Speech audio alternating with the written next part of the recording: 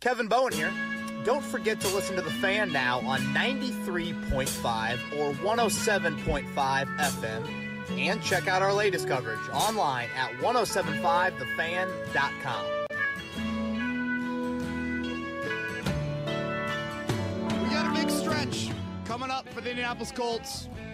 We're back, another edition of Kevin's Corner. 3 divisional games.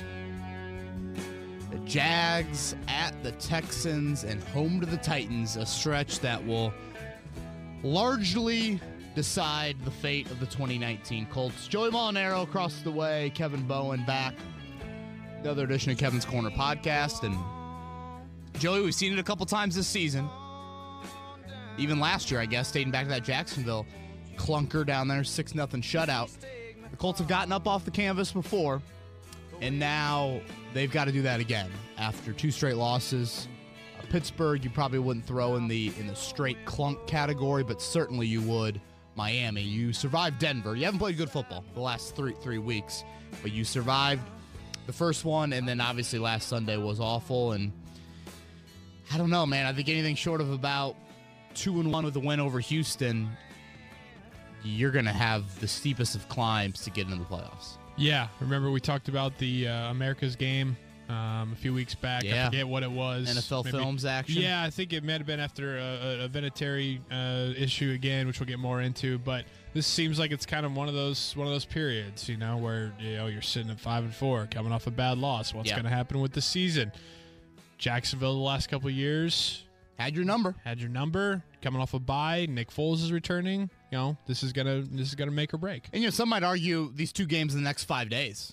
Once you start Sunday, home game against Jacksonville, who has definitely had your number. We'll get into that a little bit more in this podcast. And then a week from today at Houston, which will be just a monumental game. And you're rocking your Steelers gear for their matchup with the Browns tonight. Pittsburgh and Oakland, 2 teams you've lost to, they've started to play better. Mm-hmm. And I think that's something that this is the time of year where we start looking at playoff standings. Like, this is kind of when I'm like, all right, I've looked at the standings probably every day, really, over the past 6 or 7 days. It aligns with when you could start listening to Christmas music or putting up decorations. It's like when that starts happening, then we can start looking at the playoff. Yeah, exactly. Everything falls in line with kind of the mid-November sort of date. And when you look at the standings right now, the Colts are at 5-4, very much from a record standpoint in the thick of a wild card race, 1 game behind the Houston Texans in the division. So when you look at those sorts of things, you're like, all right, it's not really panic mode at all. But where it is a bit of panic or just a bit of concern comes from Oakland and Pittsburgh having the head-to-head early and the only head-to-head tiebreakers you're going to create with those wild card teams. And so that gives you a little bit of concern if you're a Colts fan. I think what gives you hope is the fact that you're 2-0 in the division. I cannot stress that enough, that you're a 5-4 football team. Yes, you're a game behind Houston. Houston has lost J.J. Watt, which is beyond significant. But the fact that you've beat them earlier this season and you have the undefeated mark in the division, I think that's why there is this kind of, all right, you're still clinging to something. And if you go 3-0 in the division here over the next 3 games, you're firmly in the driver's seat.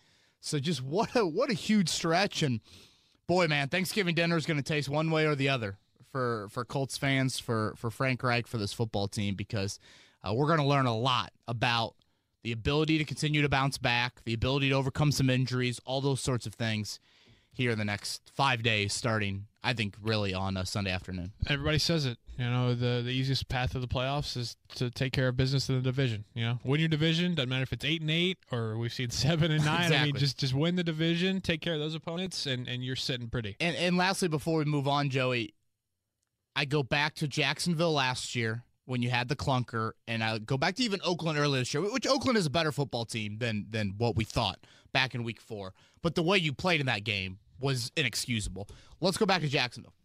Jacksonville last year, early December, they had lost 7 straight. Leonard Fournette suspended for that game. They fired their offensive coordinator that week. I mean, they are they couldn't be in more disarray. Right. You get shut out. What do the next 2 weeks? To Houston. T.Y. Hilton does his thing. huge road victory over a team that was competing for a bye. I mean, Houston at that point had won 8 in a row. Yeah, I was going to say 8 or 9 in a row, and they were in the thick of, for that bye. And then the next week at Lucas Oil Stadium, you shut out America's team. Mm-hmm. That's how you bounce back. Go back to Oakland this year.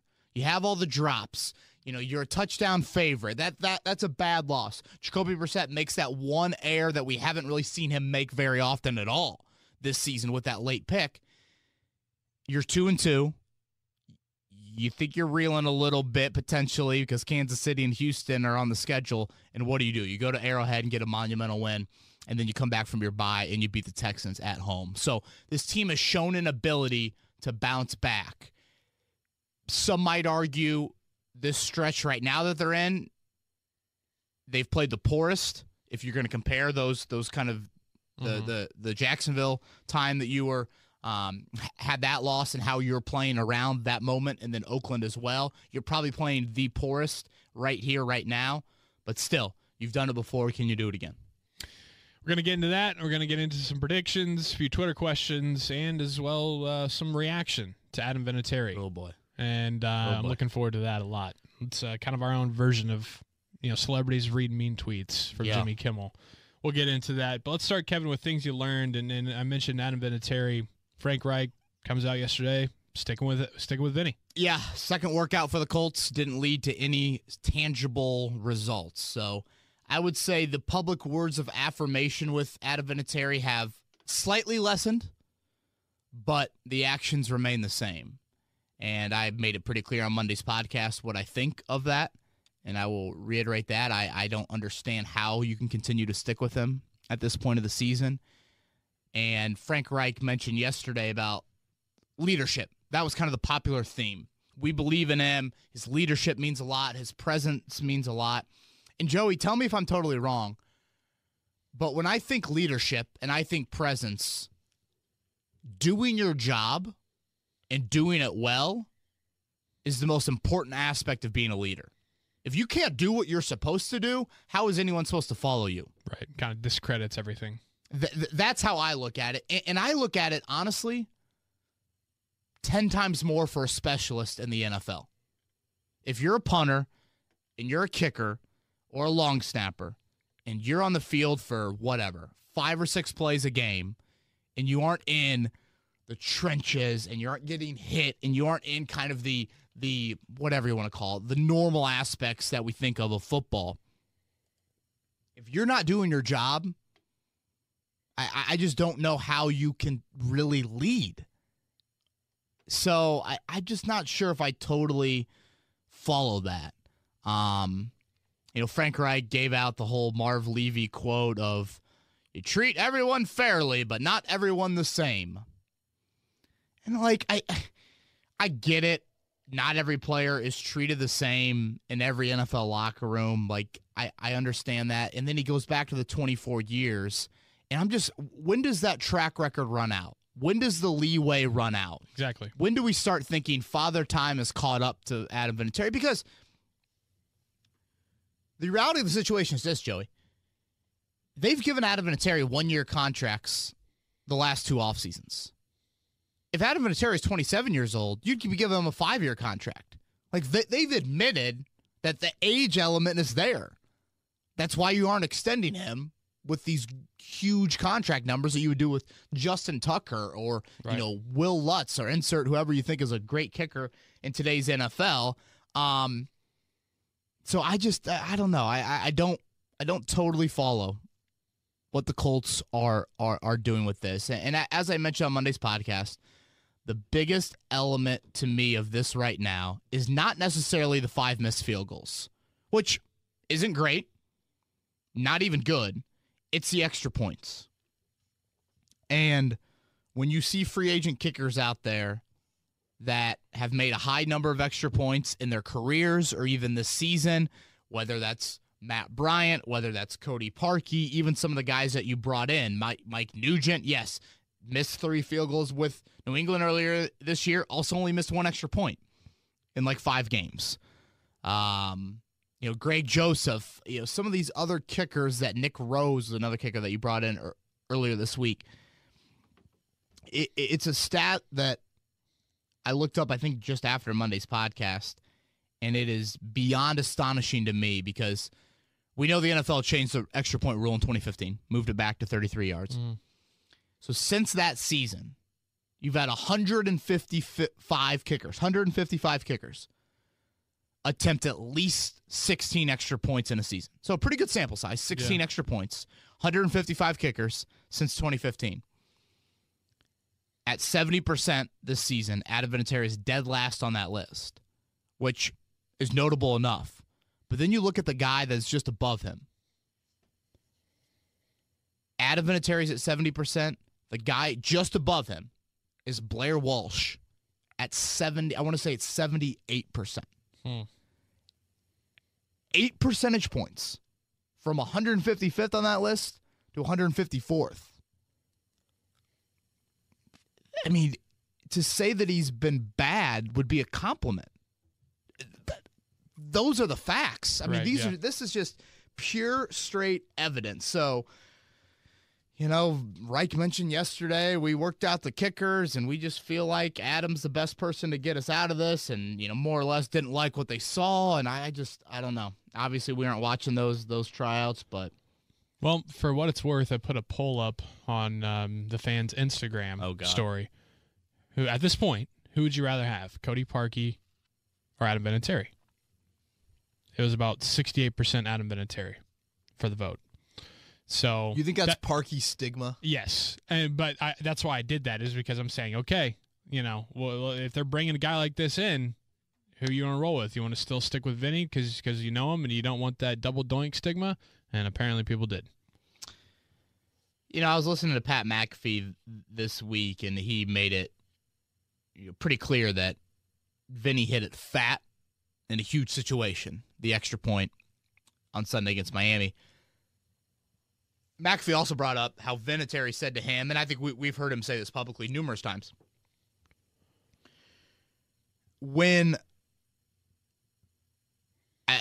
as long as I can help my team, I will continue to kick. And when I can't help my team anymore, that's when I'll know it's time to hang it up. Yeah. It sounds great. And, clearly, if you go off that quote, Adam Vinatieri should look in the mirror and be like, all right, I'm done. But I almost don't fault him. I fault Ballard, Reich, Irsay, whoever is making this decision ultimately, because it's impossible for a competitor in the middle of a season to be that honest with himself. I mean, think about it. We all, in our own little world, we all have things that we think we're a lot better at than we probably are, or we think we can do things that we ultimately can't do. So we're the worst people to ask about that stuff. You've got to make this decision for him. And I don't know. So many people have asked me, do you think it's Irsay? Do you think it's Ballard? Do you think it's Reich? It's on all of them. All of them at this point, that you've accepted this, and that when you preach accountability, that was a word Chris Ballard used in his opening press conference, accountability, and you are the worst kicking unit in the NFL, and you haven't made one change, not one change to that kicking unit. It's shocking to me. I expected better out of this regime to preach all these things and seemingly act on pretty much all of it. I mean, Ballard's been a man of his word through so much stuff. But now you get here now, it's costing you actual football games. This isn't like you are paying Devin Funchess more money than fans think you should pay him, and he hasn't been great, but he's been okay. It's not that. It's not a judgment. These are direct results impacting your football games, and you're not doing anything about it. What's weird too is that after Andrew Luck retired, remember the kind of awkwardness and kind of tension it felt like with Vinatieri, of him being like, here I am, 47 years old. I'm ready to ride this thing out and have my guy and be on a Super Bowl winning team. Yeah. And it felt like he was kind of upset. And then now, flash forward to November 14th, and it's almost like, what? I mean, if Luck wouldn't have retired, would Vinatieri maybe have looked at himself? I don't know what I'm getting at, but it just seems odd that it's at that point he was feeling that way, and then now. And someone asked me as well, do you think he's hanging on for the career games record? He has so many records. career games he doesn't have. Morton Anderson played like 380, and I think Vinny's at like 365 or something. I mean, not only does he have to finish this year, he's got to kick next year. I don't know. I'm not totally shocked the Colts haven't made a move. It just seems like such an emotional decision that they continue to make. Like, it feels like Pagano sort of thing, where Pagano's holding on to, just the guys that he loves in his locker room. And some of my media colleagues have mentioned, like, if this was Ryan Gregson, see ya. Vinny would have got those scissors right away, which I don't look at Ballard as just this guy that's so tied to the emotions of it all. And I know he's preached leadership a lot with Vinny, but I go back to the most important part of being a leader. It's doing your job. Yeah. So, and to add insult to injury, I don't know if you saw this on Friday night. I'm pretty sure I don't follow high school football very closely. Oh, Taylor Tannenbaum told me about it. Did you hear about this? Yeah. So, correct me if I'm wrong. And this is where I honestly believe this, and I think my tone has sort of reflected this over the past few minutes talking about this. This has gotten sad. Yeah. We've gotten to the point where it's sad that it has led to this. Vinatieri's son is a freshman kicker at Carmel. Is that correct? From what I've heard. And they're killing, whoever they're playing in the sectional or Westfield or something. I don't know. They're up big. So the kid goes in and punts in the fourth quarter. Block punt, return for a touchdown. The Curb Your Enthusiasm theme playing for that family right now. That's bad. I mean, it's just like, yeah. And Taylor told me yesterday. She was the one that told me that. She's like, I can't use that footage. Right. It's just like, that's something you see go viral on Barstool in a second. Can you imagine that? As if it could get worse for this family, but. The Colts have accepted they will take this inconsistent fourth down play, and it's cost them X amount of games already this year. And if there's any good news, Joey, they play indoors in pretty good weather the rest of the year. But as we've seen here the past few weeks, Denver and Miami, now these issues are coming indoors. Right. Hasn't really mattered. He's hooking no matter what. We'll get into some reaction from some listeners and some followers coming up later. But we got to talk about the offensive line, Kevin. It's been really, really odd, the switch that we've seen from the beginning of the year after the Kansas City game, just completely demoralizing that team. Yeah. And then against Denver, Pittsburgh, Miami even. I mean, what the hell? Looks like Ryan Grigson O-line. Yeah, it does. And, Joey, I think when you look at the offensive line, you hold that position group to a higher standard inside that locker room. You grade them at a higher level because you've invested more into that position group than any other on the roster. There are 4 top 40 picks that start at the 5 positions there. You made significant changes to improving that group. So not only do you hold them to a higher level of play, this team flat out needs it. Like, you have to have how this roster is built. You need them to be at an elite level. And for how the personnel has played out injury-wise over the past few weeks, you absolutely need them at a top 5 level. And I don't know, they haven't even been top. Calling them average would probably be unfair. I don't think they've even been average. Mm-hmm. And Frank Reich, frankly, probably disagrees a decent amount with what I'm saying. Anthony Costanzo did mention yesterday, like, look, I know we haven't been good. Yeah, I mean, he was pretty blunt about it. And Frank Reich wants to call, he played some really good defenses. That's not entirely true. Mm-hmm. If you look at it, since the season opener, they've played one defense ranked in the top 10. One. That was Denver, and I think you'd call Denver, at the time of the game, I think you'd call Denver's defense a little bit better in the secondary than they are in the front. Now, I think Pittsburgh's got a really good front, but Miami, I mean, it's just the negative run plays and the muddiness of the pocket. Those are the 2 biggest issues. The Colts have 30 negative runs. That's 4th in the NFL. Yeah, when they're pulling, I mean, when you've seen Nelson and Galinsky pulling, it just seems like teams have said, okay, we're just going to shoot them. We're going to shoot those gaps. And I'm glad you brought that up because of the 30 negative run stats, 16 of them are from the left side.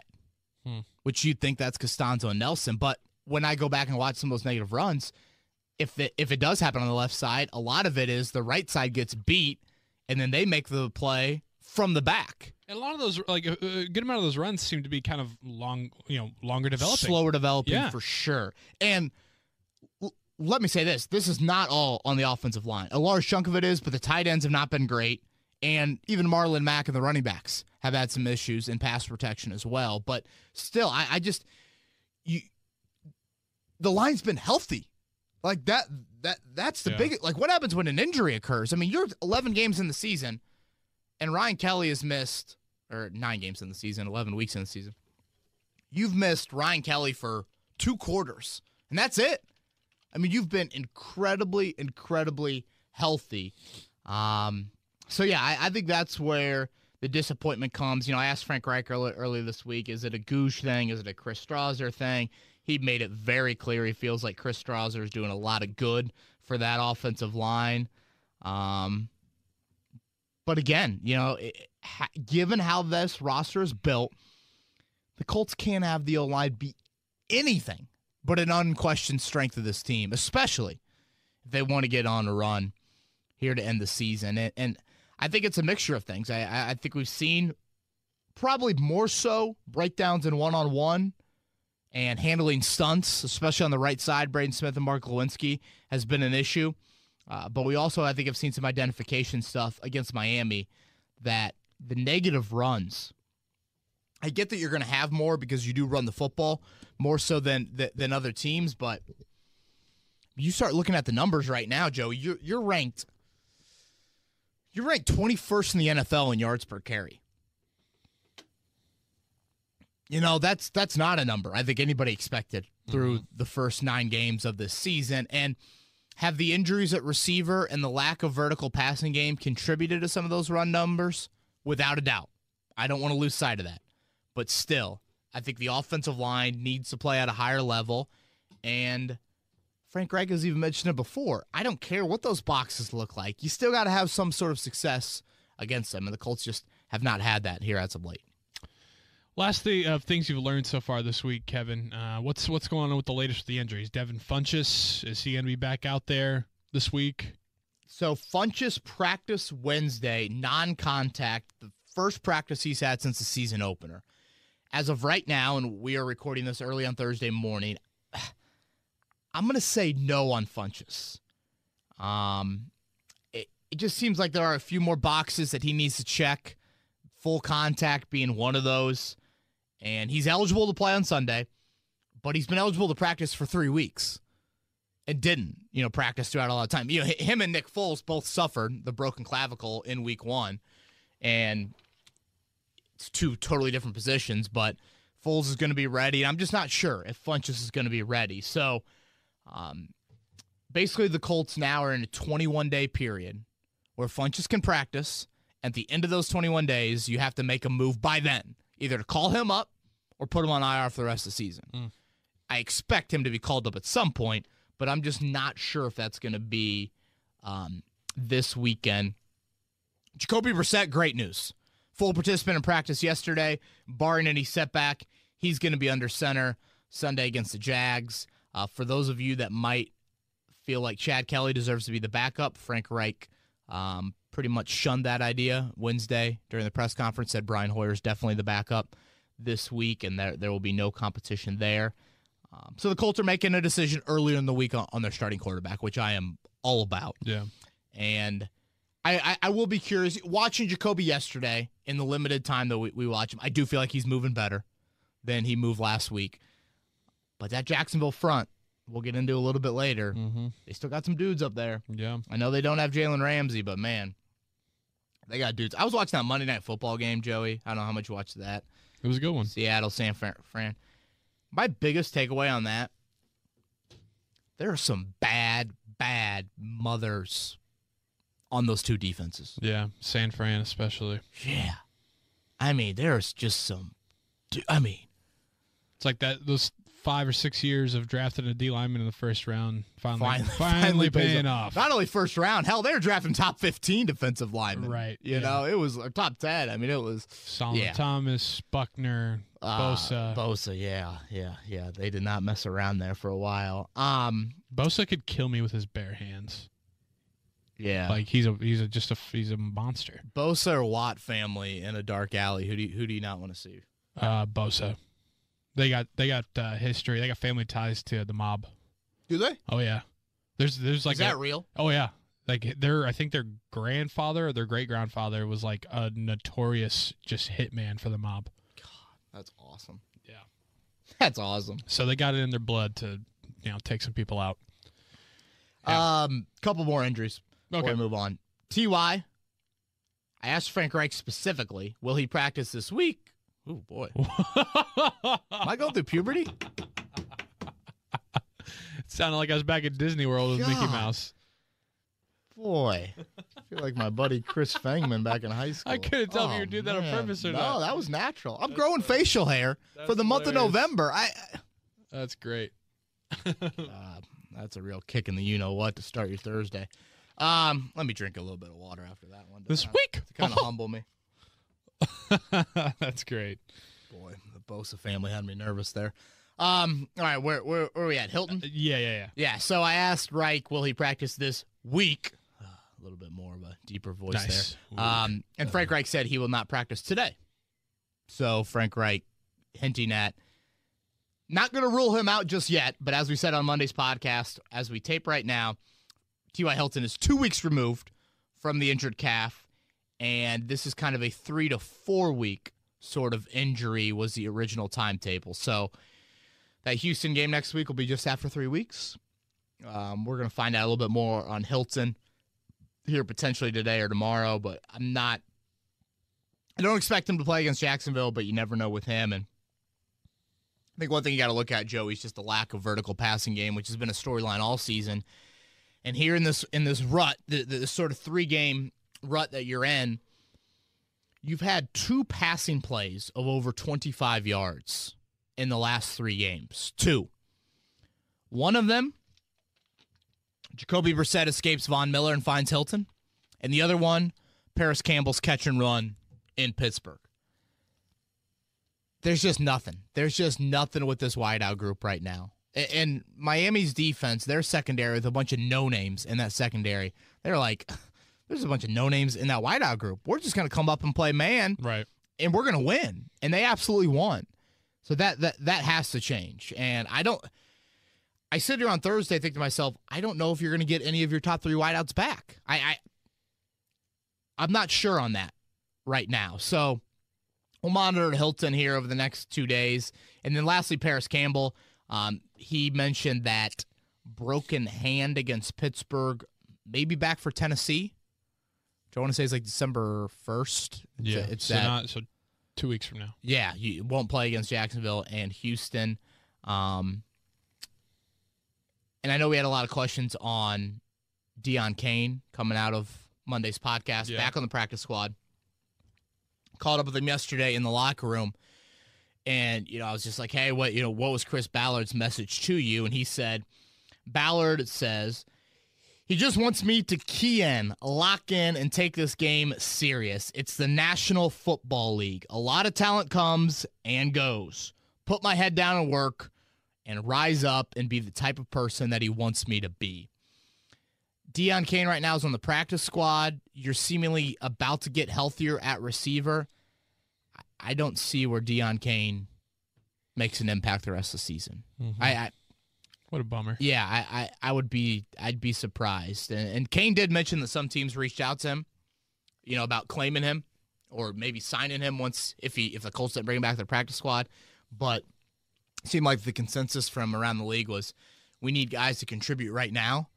And his evidence just doesn't indicate that he can do that right now. Yeah. More of an immediate sort of impact. And Kane isn't in the Dontrell Inman category, if you will. Right.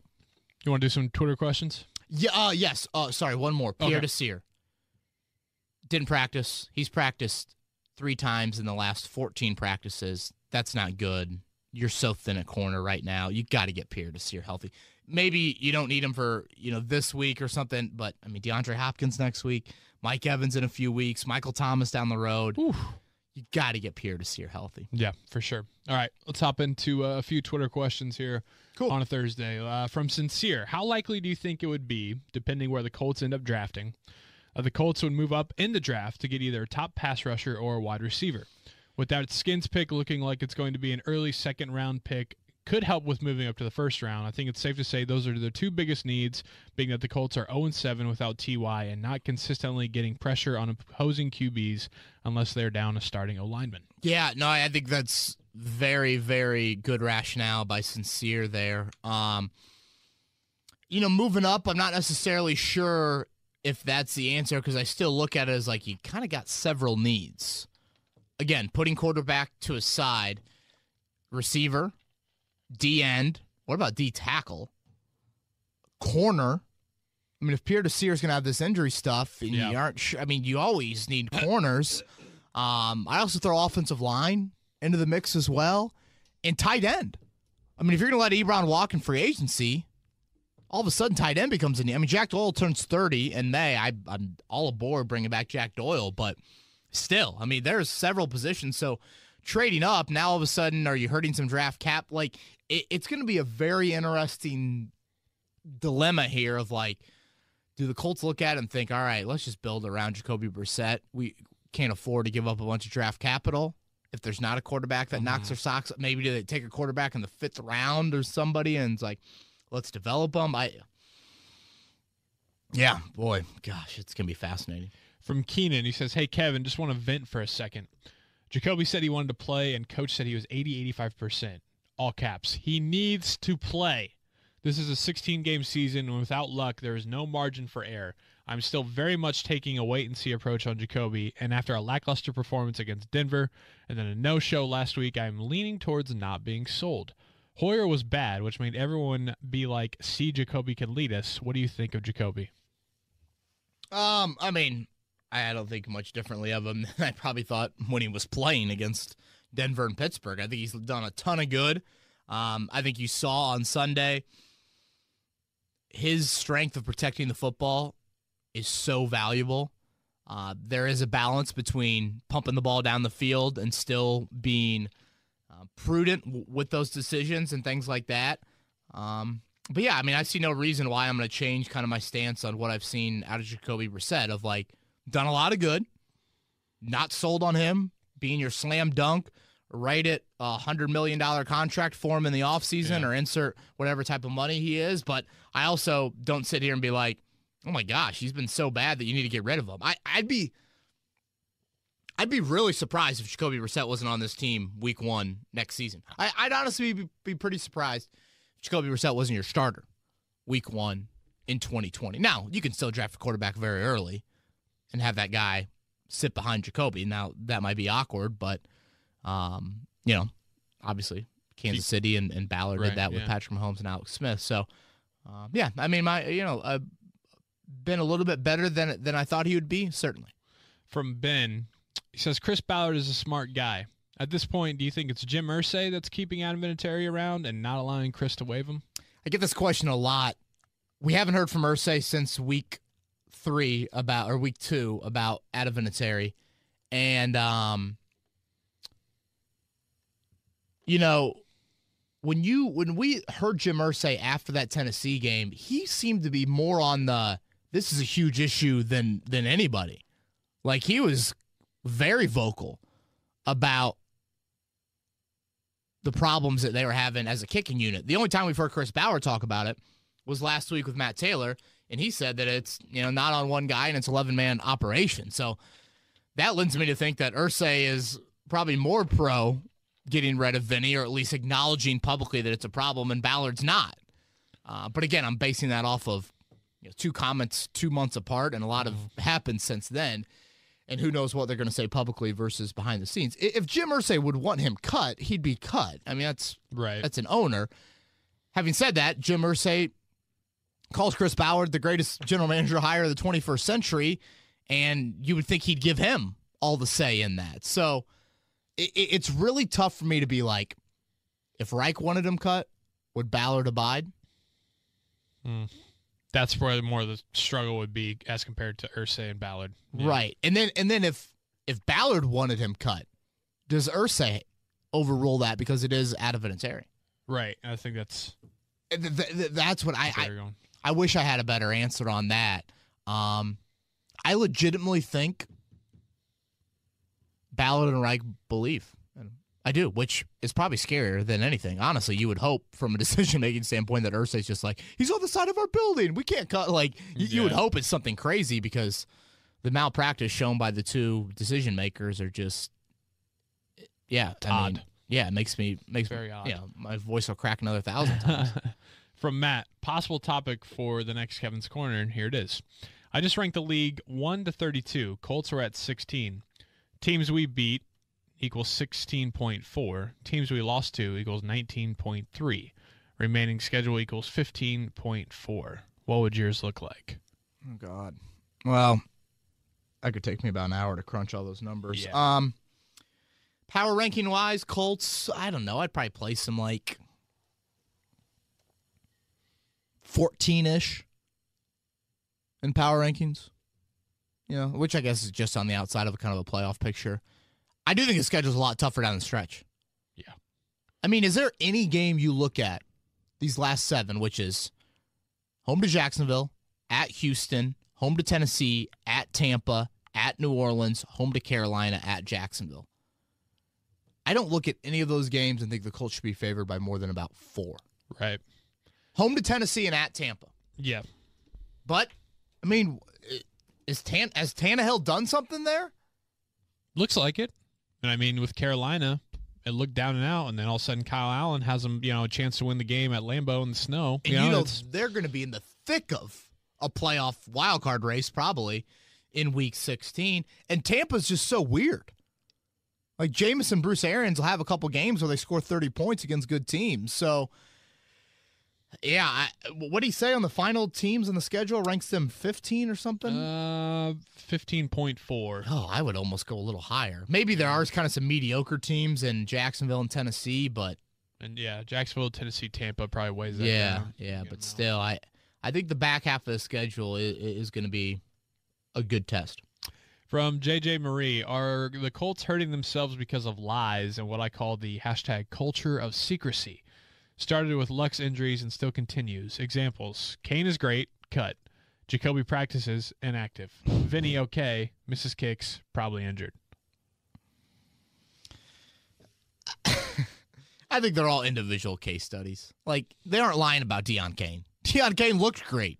Like, that's not them lying. We watched it firsthand. I mean, honestly, we watched the Deion Kane training camp practices last year. We watched them this year. We watched them in preseason games this year. There's no lying there. Jacoby and Brian Hoyer, that again, to me, is more of malpractice. I think Frank Reich legitimately thought Jacoby Brissett was going to play, and if he could do it all over again, he would have given Brian Hoyer more starting reps. Like, this was not the Colts saying Jacoby is going to play and him getting 3% of starting reps in practice. No. They gave him the vast majority of starting reps. So that is just more of a, you didn't handle that right. Look, I know the Colts have definitely not been as transparent as possible with certain things, mainly surrounding their former quarterback, Andrew Luck. I would say the Kane issue, throw that out the window. With Brissett's handling of his injury and Adam Vinatieri, they're not lying. They just believe things that I'm stunned that they believe and how they've handled things. It's more of a mishandling than a PR issue. Yeah, to me, for sure. From Maddie, it now double seems our biggest issue of the offense comes at the wide receiver playmaker department with all the injuries. Any change in wide receiver options? Calling Kane back up. Funchess yet to practice. Doesn't seem viable for Sunday. Also seems as if wide receiver is never the position Ballard tries out on Tuesday. I won't go there. I think there have been a few wideouts that have tried out. There are always wideouts on the practice squad. Multiple wideouts, it seems like. Honestly, the wideout improvement, Joey, that's going to come this season is going to come from T.Y. Hilton getting healthy, Devin Funchess getting healthy and Paris Campbell getting healthy. And I think that's what leaves fans some hope, is that if you can get Brissett back and play at the level that maybe we saw more so like Atlanta-Houston level, and then you can get healthy at wideout, which, again, it might not happen this week. It might not even happen for Houston. Like, maybe that's to Tennessee, which that's the other reason why you're worried. There's hope in, like, you're going to get healthy pretty quick at wideout, but can you get healthy quick enough? Because if you lose to Jacksonville and lose to Houston, holy shit, I mean, yeah, that might be over. Bye-bye, birdie. You know, that would be just a straight kick in the you-know-what. But, yeah, I don't see any outside moves, Joey. I think it's going to be you get healthy at wideout, and we finally see if that group can live up to it. From Hillary, she says, "Hey, Kevin, I have a question for your game preview podcast. I was at the game on Sunday at Lucas Oil, and it was just dead. What do the Colts need to do to enhance the game day experience in the stadium? Seems like the fan environment doesn't pump up the team too much either." Another question that we get a good amount. Yeah. And I agree, and it's something I've mentioned. I've been in a lot of NFL stadiums, and the Colts have one of the least intimidating environments, honestly. Let me first start by saying this. I think the NFL and teams in general just need to start charging less for tickets. I think it's outrageous how much money it is to go to an NFL football game. And you're starting to see empty seats. I mean, I think that Houston game, you have like 8,000 empty seats. That's a ton. Yeah. That's the biggest game of the year. Biggest home game on your schedule. And you have that many empty seats. So again, I think that's more of a league-wide. Teams need to kind of get on board of like, all right, would you rather have 98% of your building full in a great environment, wanting people to come back and charge $10 less per ticket than have, and I guess we should probably crunch numbers on that, but I don't know. You've been in Pittsburgh. You've been to Colts games. Is there anything that stands out to you? Yeah, I don't really know what the answer is. I mean, can we get away from only playing Tom Petty and John Mellencamp? Yeah, that's a big one. I think finding a song like "Bang on These Drums" is a song that they play after touchdowns. Mm-hmm. But like Pittsburgh has the Renegade. Yeah. Can you find a song that like you play right after the national anthem gets over and coin toss is done, and after Pat McAfee yells on the Jumbotron how loud the stadium is, like then you go into this like intense song of like whatever, "Till I Collapse" by Eminem, or right. Insert your hard beat here. Mm-hmm. And then that's the song you play like when there's a minute to go out of the third quarter and you're coming back from TV and you want to get your fans pumped for the fourth quarter. Or third down happens and instead of just the alarm, now you have that song beat as well. Right. Like I feel like you kind of got to get that in there. And you could still play your Mellencamp and Petty here and then, but like I don't know. Man, I think what it really comes down to is just how much of a, this is going to sound lame, but like how much of a connection and how much of a belief fan bases have in their team. I've seen it in Pittsburgh where I've been at games back when we hoped that their defense would make a play or do something, but deep down we kind of knew no matter how loud it was, they probably weren't going to make it. Mm-hmm. But then, with a team like this one that is playing out in Pittsburgh, like if it's third down, you're hyped because you feel sack coming, you feel turnover coming, and it's been happening, and so like that, it's really cliche and cheesy and like stupid, but like I feel like back in those RCA Dome days, one, that kind of enclosed environment just automatically made more noise, but then you knew Freeney or Mathis was coming off the edge, you knew Bob Sanders was going to light somebody up, like.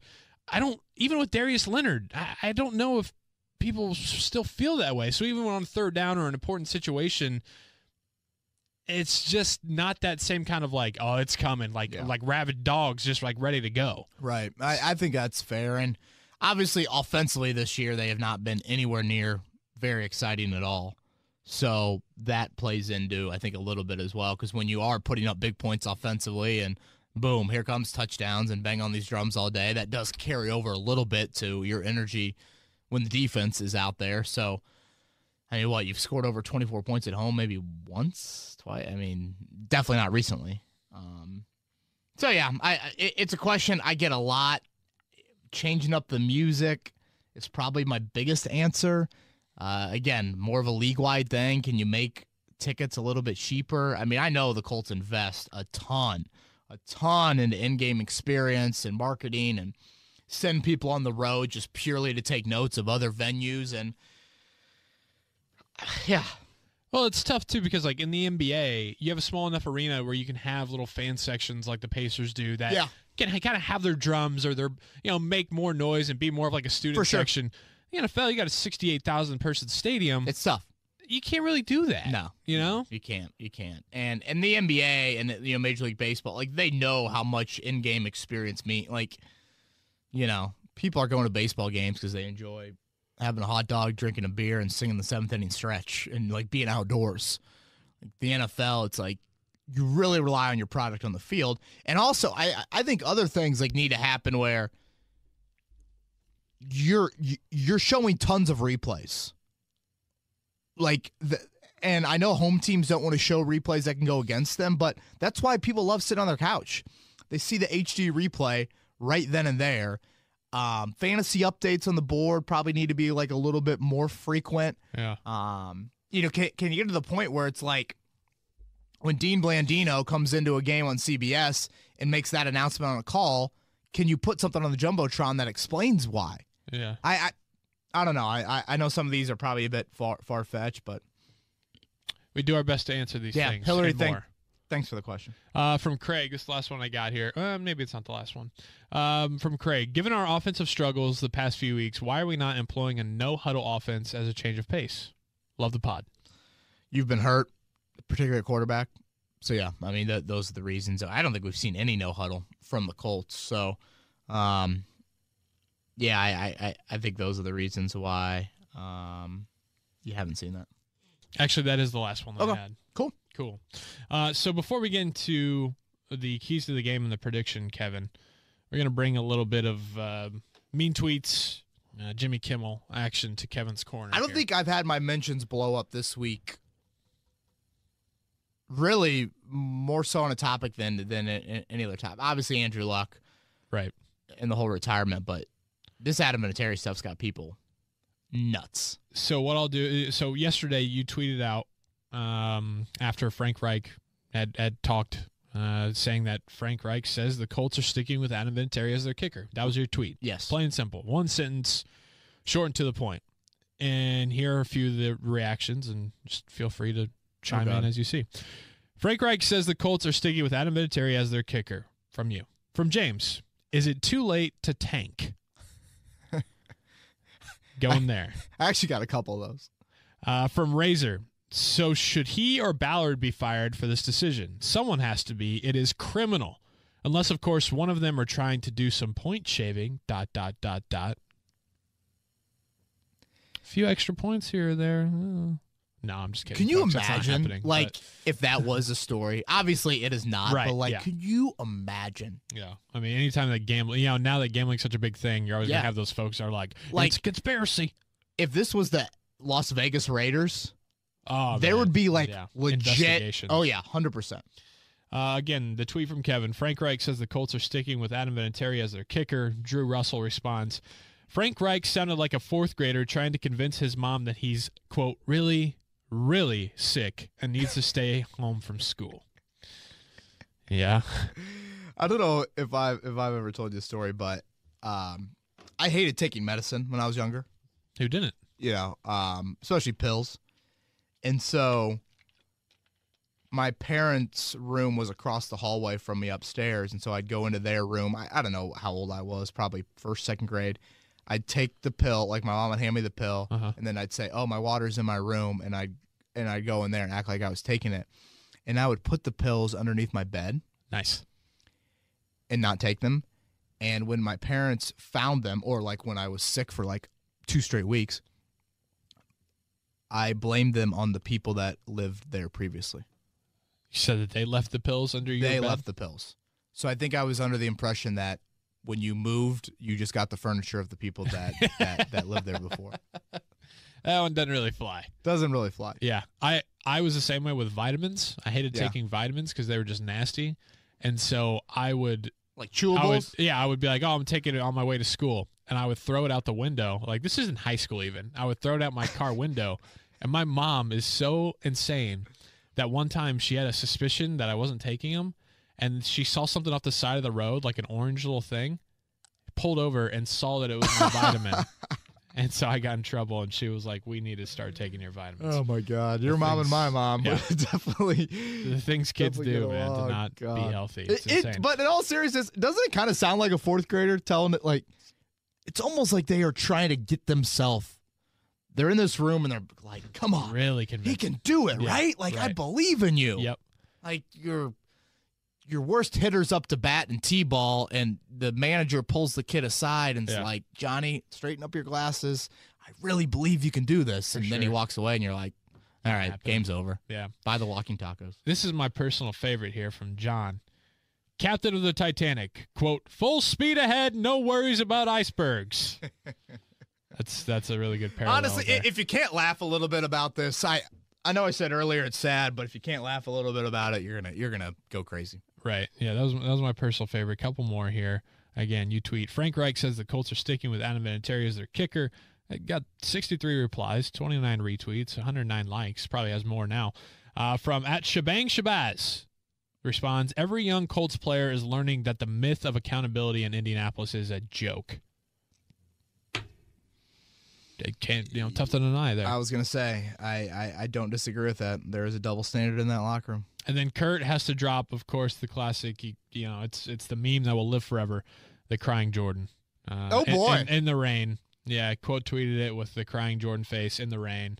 It's been a while since I've seen a crying Jordan. It kind of quieted a little bit. It did. There's a while where those would kill me, man. When they would like mesh the actual person's face with just a little subtle bit of crying Jordan in there as well, would lose it every time. I'll say this. If you could go crying Jordan meme with the picture of him in Dwight Freeney's suite last week and put a little tear on his cheek watching the Vinatieri, you might need to do that. I'll look. Okay. I'll search for it. Do that. Put Vinny's kick out there. Cool. Boy. So those are a few reactions, a little bit of mean tweets. That was good. On that Kevin's good, corner. Man. Yeah. So well done with people who fired off some pretty creative ones in there. Enjoyed them for sure. All right. Let's do keys to the game and prediction for Sunday against Jacksonville. Yeah, wrapping it up here. Jacksonville. Nick Foles obviously going to be under center. The first time he's played since 11 snaps in the season opener.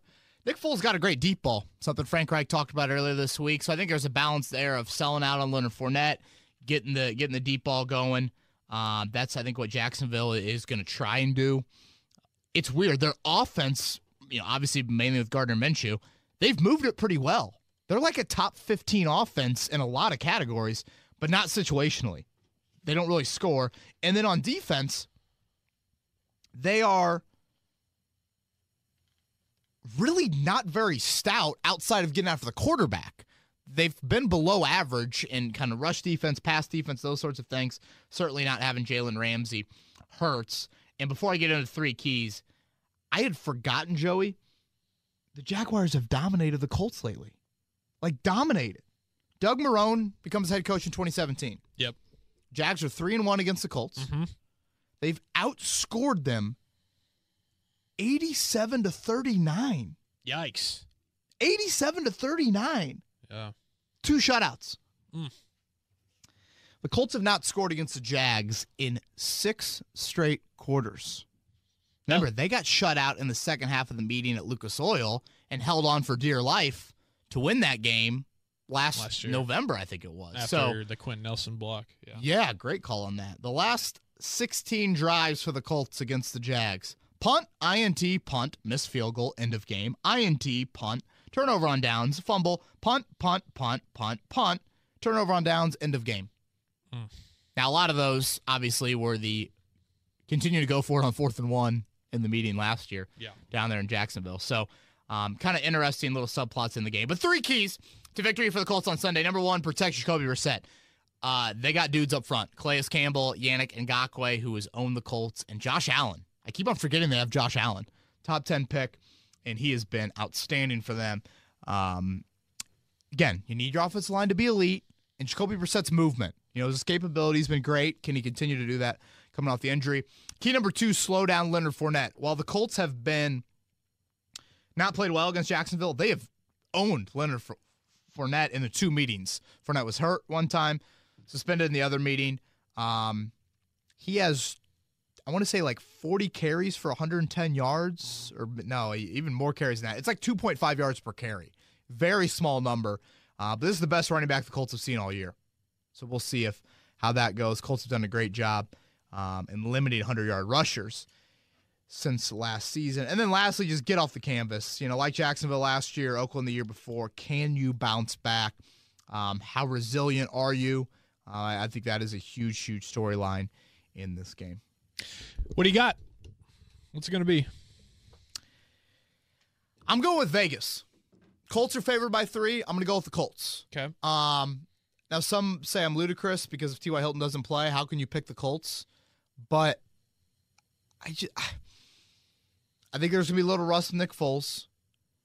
I think the Colts typically do a good job against these sorts of running backs. So if they can continue to do that, I don't see Jacksonville moving it a whole lot. I'll go Colts 23-20. Again, Jacksonville's defense hasn't been that dominant unit that we're used to. And is it Jalen Ramsey and Telvin Smith not being there? I mean, they start Najee Good. Wow. Najee Good couldn't get a single defensive snap here in Indianapolis. Right. So, yes, they're loaded in the front.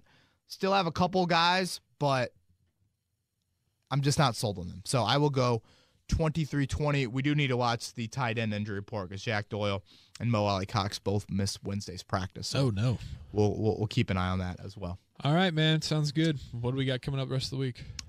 Definitely get an update on Jacoby Brissett. Just make sure he's ready to go. We'll have 7 things up on the website on Friday. And then looking ahead to next week, Joey, because of the short week. Let's have a watch party. That'd be fun. Yeah. You got to cover it, but that honestly would be, yeah. I mean, I'm sure there's gonna be tons of watch parties around Indy. So Colts play Thursday. We'll come back Monday morning like we usually do. Recap Jacksonville. That'll be our only podcast until the game. Everyone knows what you got to do against Houston. We don't need to break down Houston too extensively. So Monday will be our recap podcast, and then we'll come back again Friday morning. Even though it'll be a quick turnaround. Okay, so 2 recaps. Minimal sleep. Coming back Thursday night versus Friday. I want to make sure because if you wait till Monday to recap Houston, done. It's done. So we'll do a little Monday, Friday next week.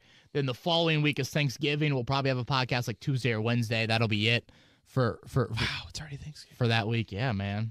Hey, like you said, man, it's time to look at NFL playoff standings. It's time to put up the Christmas tree. It's time to think about Thanksgiving. Yep. So yeah, that'll be a little look at the next couple weeks on Kevin's Corner. He's Joey Molinaro. You all will be cheering against this football team tonight, the Pittsburgh Steelers, for wild card reasons. I'm Kevin Bowen. If you have any other questions, kbowen1070 on Twitter and 1075thefan.com. We always appreciate you guys listening. Have a great weekend. This has been Kevin Bowen. Thank you for listening to another edition of Kevin's Corner. If you haven't already, subscribe on iTunes or Stitcher for the best Colts and Pacers coverage.